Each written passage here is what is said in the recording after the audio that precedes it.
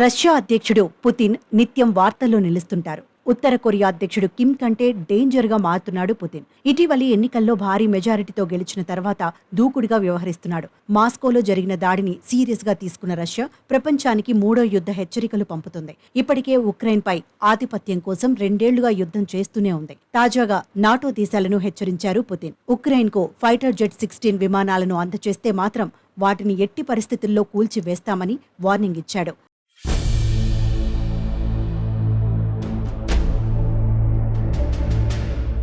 ట్వెర్ రీజియన్లోని military పైలట్లతో జరిగిన సమావేశంలో పాల్గొన్న పుతిన్ పొరుగు దేశాలలోని ఎయిర్ ఫీల్డ్స్ నుంచి రష్యన్ దళాలకు వ్యతిరేకంగా F-16లను ఉపయోగించే ఏదైనా ప్రయత్నం చేస్తే తమ దగ్గర సమాధానం ఉండదని హెచ్చరించారు. ఇప్పటి వరకు తాము యుద్ధ ట్యాంకులు, సాయుధ వాహనాలు, మల్టీ లాంచ్ రాకెట్ వ్యవస్థలు సహా ఇతర పరికరాలను నాశనం చేసినట్లే F-16 విమానాలను కూడా కూల్చివేస్తామని స్పష్టం చేశారు.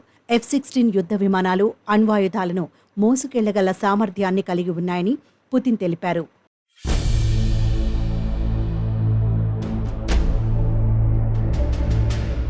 తాజాగా ఉక్రెయిన్ విదేశాంగ మంత్రి డిమిట్రో కులెబా కొన్ని నెలల్లో F-16 విమానాలు తమ దేశానికి చేరుకొనున్నాయని తెలిపారు.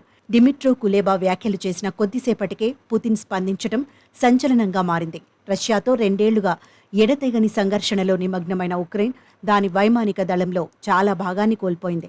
యుఎస్ నుంచి F-16ల కొనుగోలును స్థిరంగా కొనసాగించారు. బెల్జియం, డెన్మార్క్, నార్వే, నెదర్లాండ్స్తో సహా అనేక దేశాలు F-16లను విరాళంగా అందించడం ద్వారా తమ సహాయాన్ని అందించడానికి ముందుకొచ్చాయి.